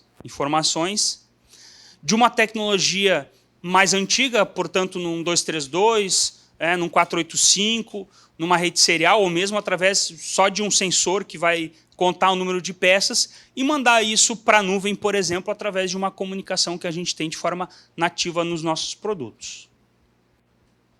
E falta de investimento, a vantagem da gente não ser uma empresa super mega big, né, uma empresa de, sei lá, 20 mil, 30 mil funcionários, é que o nosso tamanho permite, né, digamos assim, uma margem de manobra maior. O que eu quero dizer com isso, né? Se eu tenho um potencial cliente, uma potencial solução, e que eu enfrento algum tipo de resistência por parte desse cliente, em que o nosso produto vai funcionar e vai trazer esse benefício para ele, a gente testa, a gente demonstra, a gente vai na empresa, leva o produto, instala, explica para ele como funciona. Então, a gente constantemente, principalmente no setor que eu trabalho lá na parte de marketing e aplicações, a gente está promovendo isso junto ao nosso cliente, para justamente quebrar essa barreira de que eu não sei se vai funcionar, eu tenho alguma dúvida, eu tenho alguma insegurança, então está aqui. E a melhor maneira de combater esse tipo de ceticismo é mostrando, é provando para o cara que de fato funciona. Então, entrando um pouquinho mais nas características dos produtos, eu vou trazer os dois principais produtos que a Autos desenvolve hoje em termos de CLPs, que é o controlador de pequeno médio porte compacto, o Express, o XP, e também o NX, que é o controlador de grande porte modular. Dá uma olhada no tempo aqui. Bom, o XP hoje é um dos produtos que a gente mais vende em termos quantitativos. Então, hoje é um produto bastante acessível, fácil de programar, com todas as funcionalidades que eu vou explicar para vocês hoje, incorporadas de forma nativa. O que eu quero dizer com isso? Não tem penduricalho, né?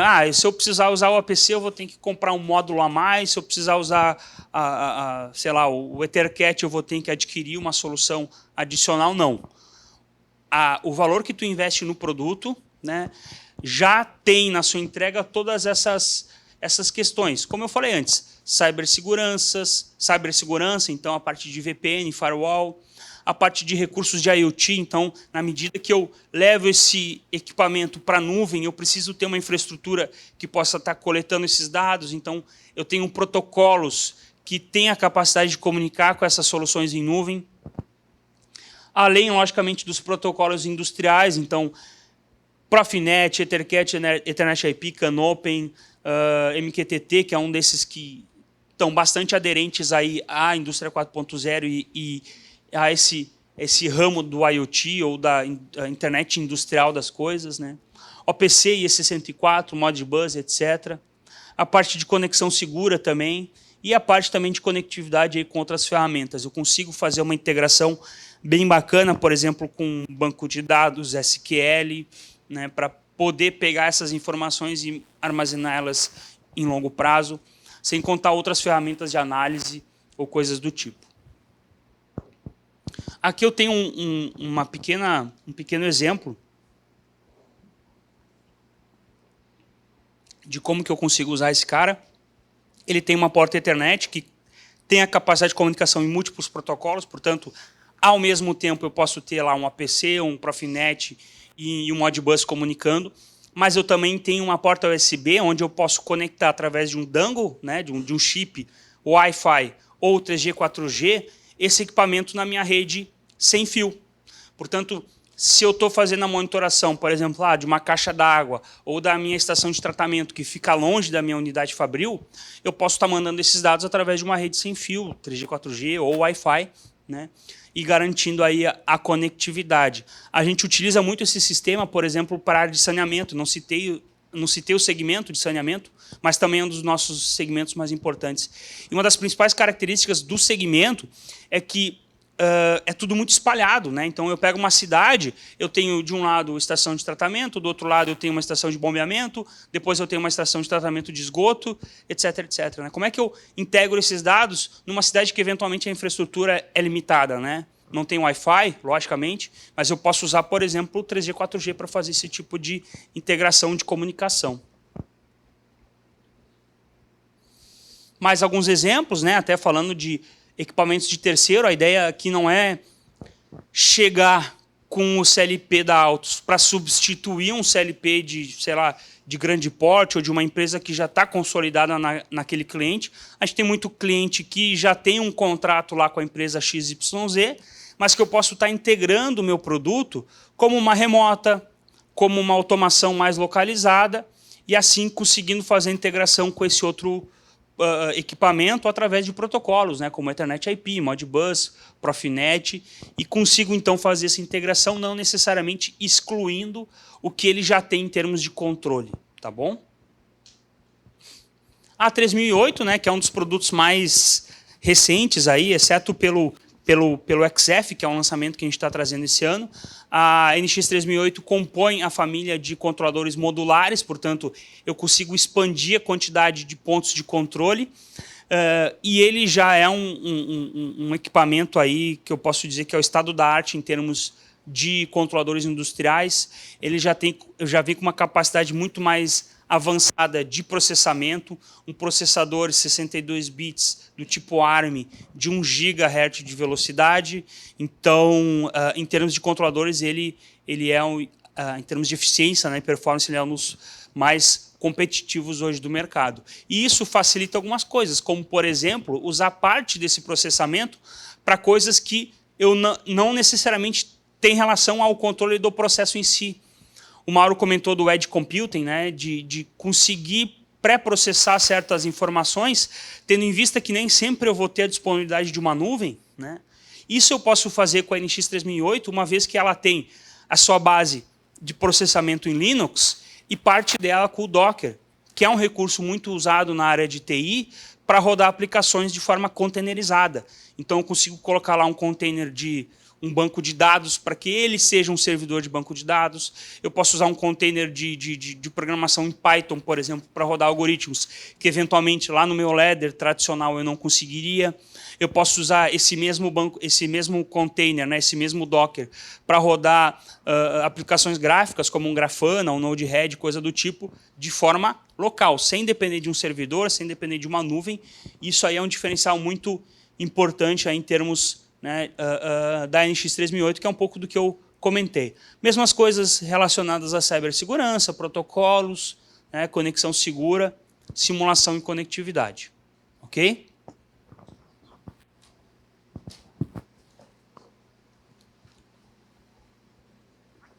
Como eu falei antes, pessoal, uma das características desse controlador é a modularidade. Isso faz com que eu possa aumentar a capacidade dele conforme a minha necessidade. Entretanto, né, quando eu trabalho com um controlador modular, eventualmente eu preciso trocar esses módulos, né? Tirar um módulo, instalar outro, né? E é mais ou menos como trocar o pneu de um carro com ele rodando, né? Furou meu pneu, o que eu faço? Eu tenho que parar o carro, né? Não tem como fazer isso com ele rodando. Na tecnologia que a gente traz, eu posso fazer essa troca online, né? Com o CLP rodando, com ele em modo run, controlando o processo, através de uma tecnologia que a gente chama de troca quente.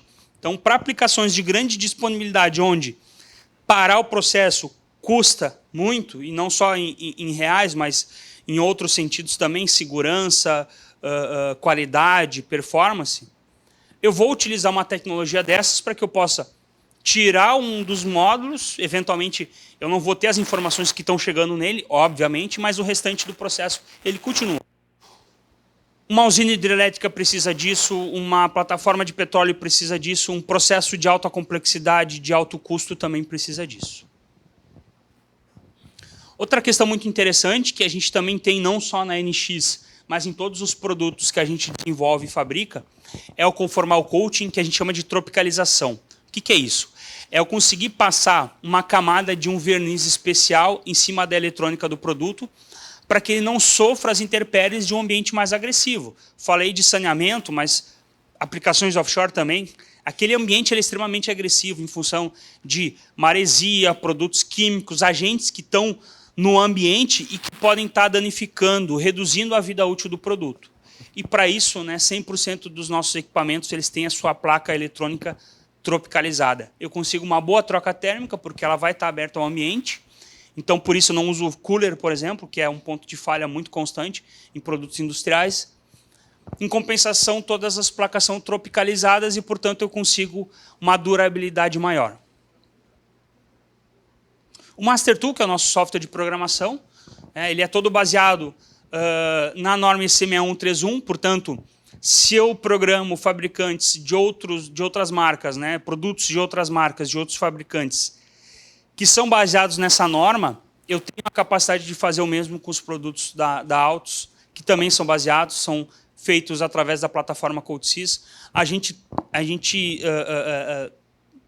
fala muito sobre isso, principalmente no contexto educacional. Então, quando eu vou treinar uma equipe, quando eu vou treinar alunos, eu vou ter que usar uma plataforma que seja minimamente compatível com fabricantes que ele possa vir a ver no mercado.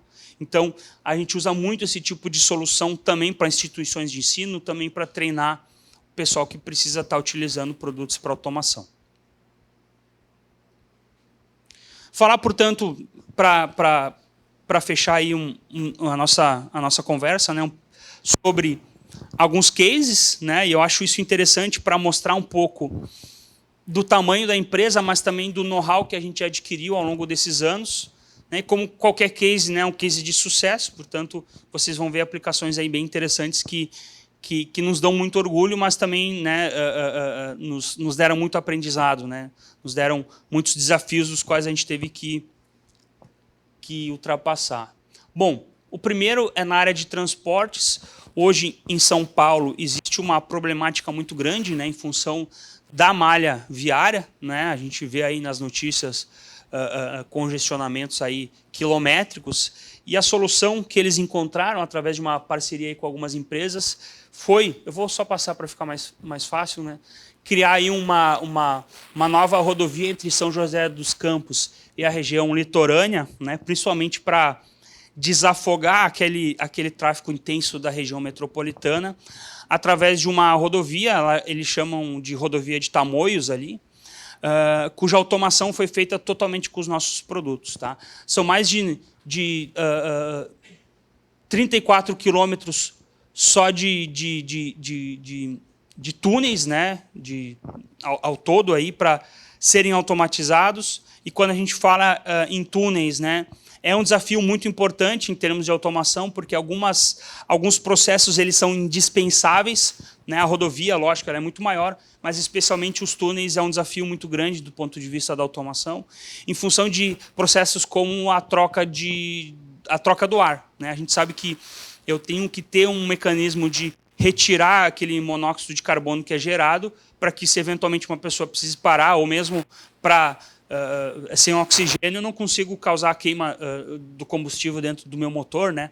Existem acidentes bem importantes que aconteceram na história, onde se houve uma falha, né, do processo de retirada de ar e troca, né, de ar, e pessoas morreram em função disso. Então, a disponibilidade nesse ponto do ponto de vista de controle desse processo é muito importante. Não só a ventilação, mas também sinalização, a parte de controle de cancelas, né, gestão do tráfego de uma forma geral, tudo isso foram os nossos produtos e soluções que foram desenvolvidos. Aqui a gente tem um exemplo ali que eu passei, a arquitetura, né, uma arquitetura redundante em anel, portanto, mesmo que eu tenha algum problema literalmente no meio do caminho, né, desse túnel, eu posso estar mantendo o controle em uma das partes daquele segmento que foi destacado, foi separado. Então, a disponibilidade através de uma rede em anel, nesse sentido, ela se faz muito importante. Aqui um pouco dos processos que foram automatizados, como eu falei, né? Então, iluminação, ventilação, sinalização, né? A parte de subestações também. São mais de 400 CPUs, 14 sistemas redundantes e mais de 42 mil pontos de entradas e saídas de controle somente nesse processo da rodovia de Tamoios. A parte de agronegócio, a gente tem aí aplicações bem interessantes em termos de controle para energia, geração de energia solar, principalmente em termos de acesso remoto, né, de poder estar coletando os dados, porque eu tenho eventualmente uma usina solar afastada, então eu preciso trazer essas informações para dentro do meu processo. Então a gente tem uma solução aí especificamente com um dos clientes que envolve mais de 1.000 CPUs, né, distribuídas nessas unidades solares, mais de 40 mil pontos de controle e toda a parte de estação meteorológica, telemetria, data logger, né, armazenamento de dados sendo feitos, portanto, através dos nossos produtos. A parte de óleo e gás também, que é um segmento muito importante para a Altus. Hoje eu arrisco dizer que é o maior segmento da Altus em termos de faturamento, principalmente através da Petrobras, que é um dos grandes players hoje aí desse segmento, em aplicações onshore, mas principalmente aplicações em alto mar, através das plataformas de petróleo.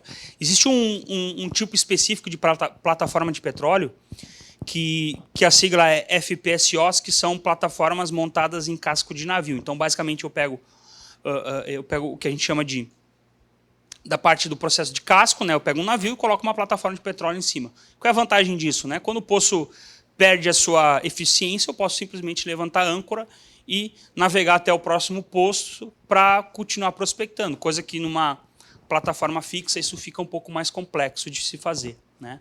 Hoje a gente tem...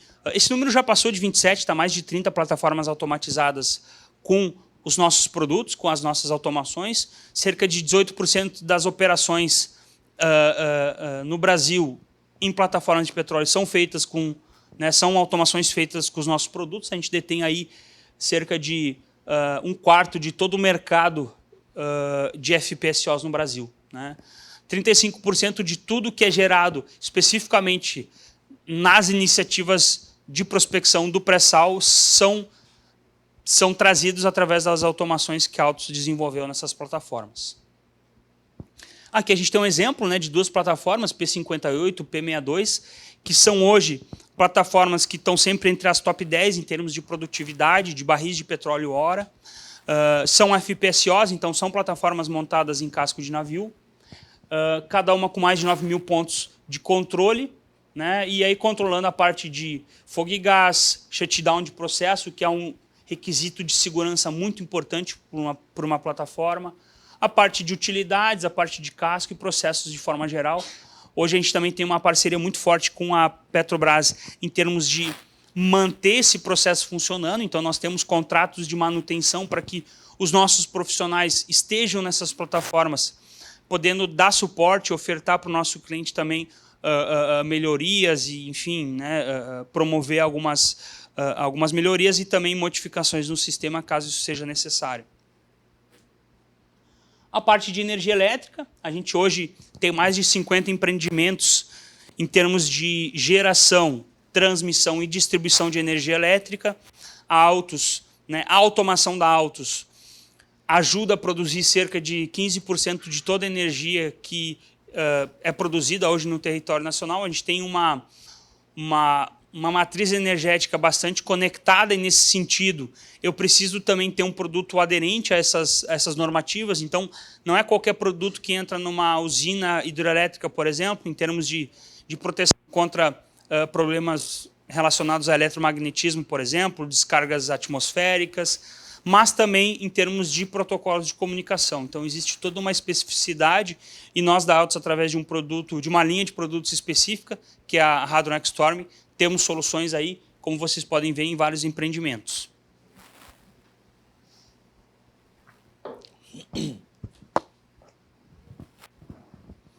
Um dos casos é a parte do complexo de Paulo Afonso, né? Não é uma usina só, são 3 usinas hidrelétricas lá na bacia do Rio São Francisco, na região nordeste do país, que produzem aí, depois tem os números, mas é cerca de, se eu não me engano, mais de 70% de toda a energia elétrica que a Chesf, que é a companhia, né, dessa região da bacia do Rio São Francisco, gera, né, em termos de energia elétrica.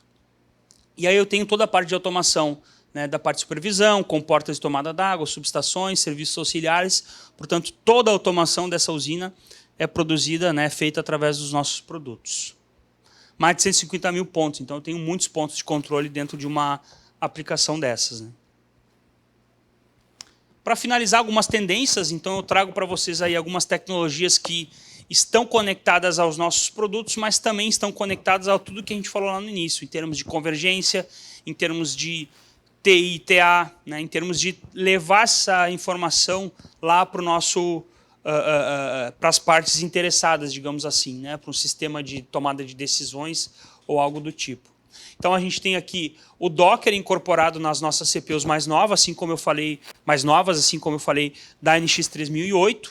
Né, então eu consigo containerizar algumas aplicações que vão servir aí como um auxiliar do meu processo, mas principalmente em termos de coleta de informações e tratamento dessas informações.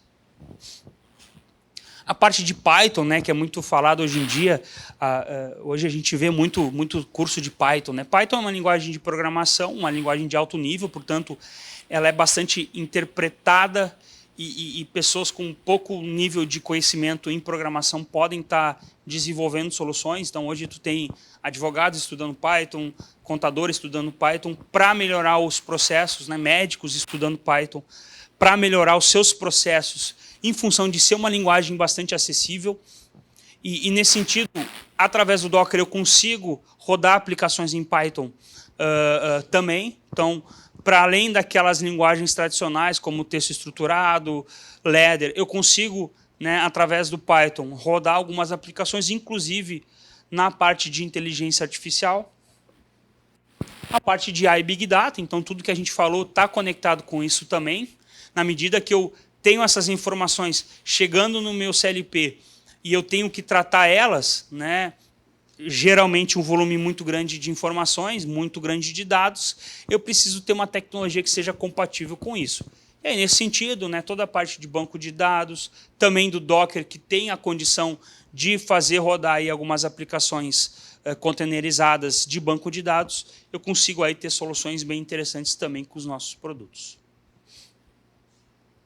A parte de VPN integrada, isso foi um diferencial muito importante aí para nós nos últimos anos, em função de que a VPN é uma tecnologia que permite que eu faça um acesso remoto àquele meu sistema. Né? Então, imaginem a Rankine fazendo um desenvolvimento para uma empresa lá, sei lá, do Nordeste, e aí uma semana depois o cara liga e diz, minha máquina parou de funcionar, meu sistema parou de funcionar. Aí eu vou ter que comprar uma passagem, vou ter que gastar muito, porque passagem em cima da hora é muito cara, ir até lá para descobrir que o cara, sei lá, esqueceu de tirar um botão de emergência acionado, né? Ou um sensor que estragou. Né? Então, o custo disso, o custo operacional disso é muito grande, e nesse sentido a nossa VPN, que de novo, né, ela não é uma adição do que já tem no produto, já é nativo do produto, pode fazer com que eu faça um acesso remoto totalmente seguro, aqui da sede da Rankine até a minha máquina, e consiga enxergar através do software de que, de fato, aquele botão de emergência está acionado, ou é simplesmente um sensor que estragou, que o cara lá na operação mesmo, o cara da elétrica, pode fazer. Então, todas as nossas CPUs dessa nova geração ela já tem essa VPN incorporada e eu consigo, através disso, fazer esse tipo de acesso remoto. A parte de firewall, que entra muito essa questão da preocupação com a cibersegurança, todos esses produtos têm a capacidade de criação de filtros para que somente determinados endereços façam acesso, determinados protocolos, determinadas faixas de MAC, por exemplo, possam fazer o acesso ao meu CLP e bloqueio todo o restante. A comunicação LoRa, né, que também é um destaque que a gente traz e que recentemente a gente ouve muito falar isso dentro do contexto industrial. A gente tem hoje, pessoal, uma linha de produtos, deixa eu mostrar aqui para vocês, né, que tem essa tecnologia LoRaWAN, que também é uma forma de conectar os equipamentos, os ativos, remotamente. Então, eu consigo atingir longas distâncias através dessa rede LoRa. E, para isso, nós temos na Altus um data logger e um gateway também que tem a capacidade de coletar esses dados. Então, quando eu trabalho em grandes distâncias, onde a minha infraestrutura é mais limitada, eventualmente nem 3G, 4G eu tenho, né? Eu posso estar usando o LoRa, a gente tem aplicações nesse sentido para monitoração de barragens, monitoração de nível de rios. Então, eu tenho lá todo o percurso do rio, onde eu tenho que botar uma estação de medição de nível. A rede LoRa consegue colaborar bastante nesse sentido, né?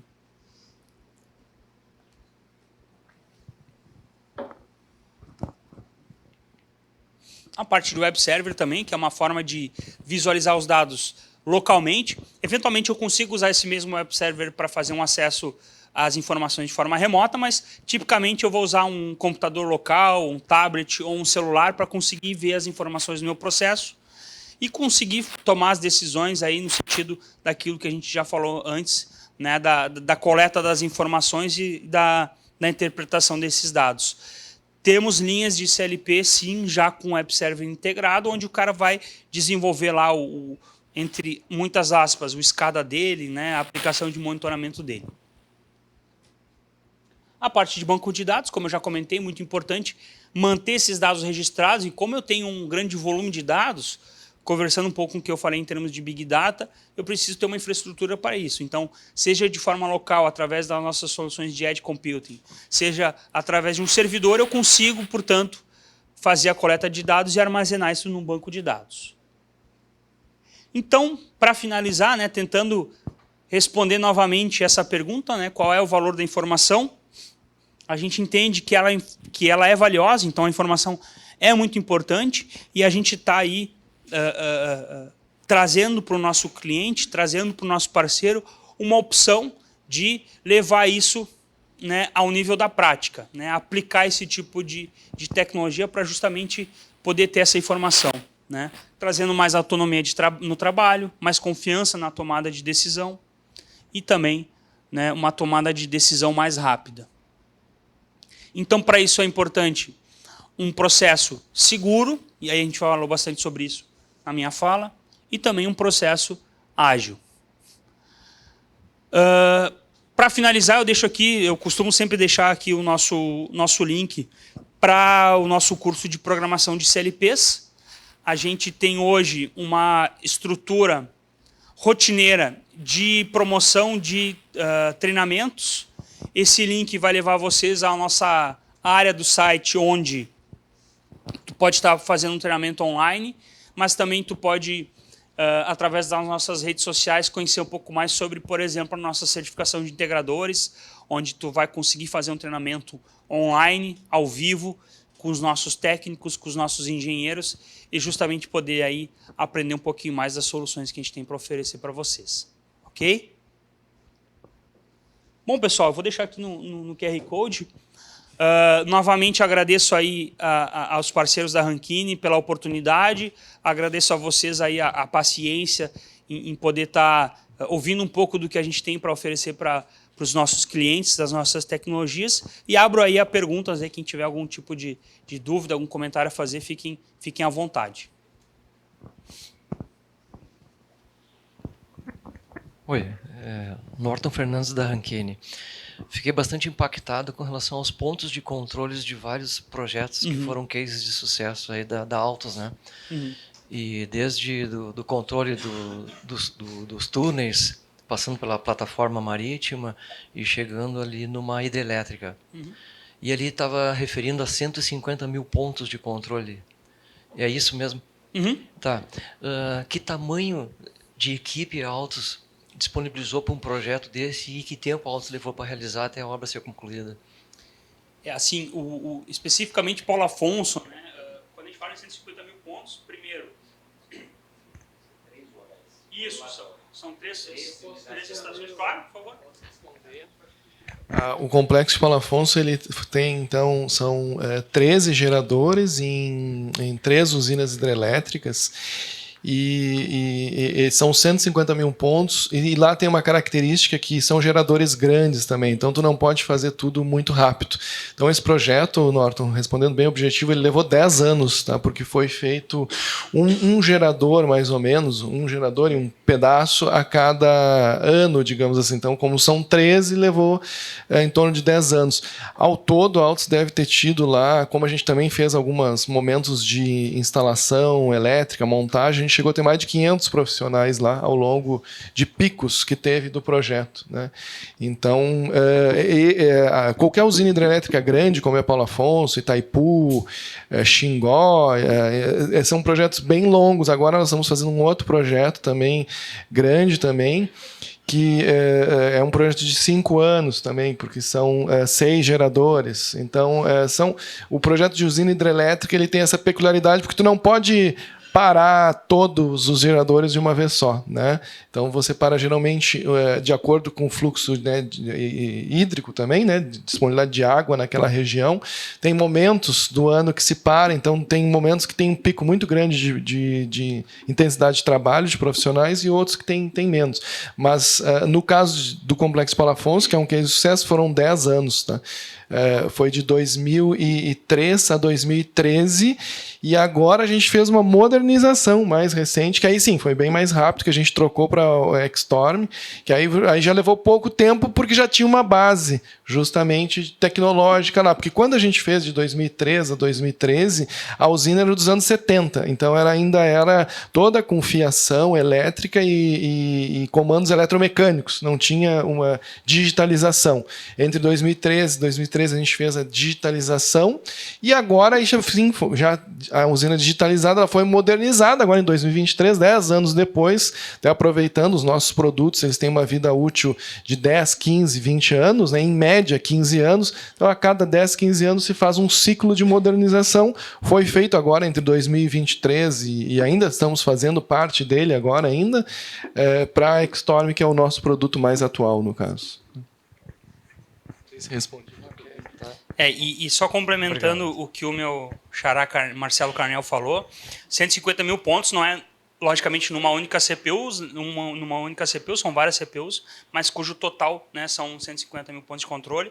Outro detalhe interessante dessa questão da vida útil, né, então, são produtos de alta durabilidade, eu não posso pensar num produto que vá falhar daqui a 2, 3, 4 anos, tem que ser um produto que dure muito.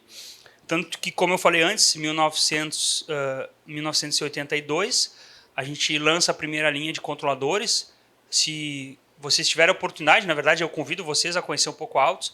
A gente tem uma área lá que a gente chama de museu, né, que tem os primeiros controladores da Altus, da série L1000, por exemplo. E hoje eu tenho muitos clientes que ainda usam esse tipo de produto, né? A gente foi recentemente num cliente da área automotiva, cujos fornos que eles controlam lá são todos com a L1000. Os caras têm 10 fornos, eles desligaram um só para ter peça de reposição, porque, enfim, não se encontra mais no mercado esse tipo de peça. Então, isso colabora um pouco, né, para a gente entender a qualidade e a preocupação que a gente tem com a durabilidade dos nossos produtos.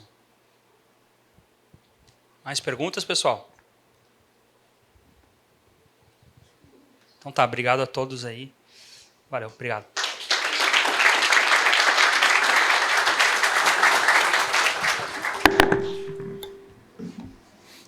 Agradecemos, Marcelo, pelos valiosos insights, pela sua contribuição e conhecimento nesta manhã. Convidamos a todos para um coffee break de 30 minutos e após retornaremos.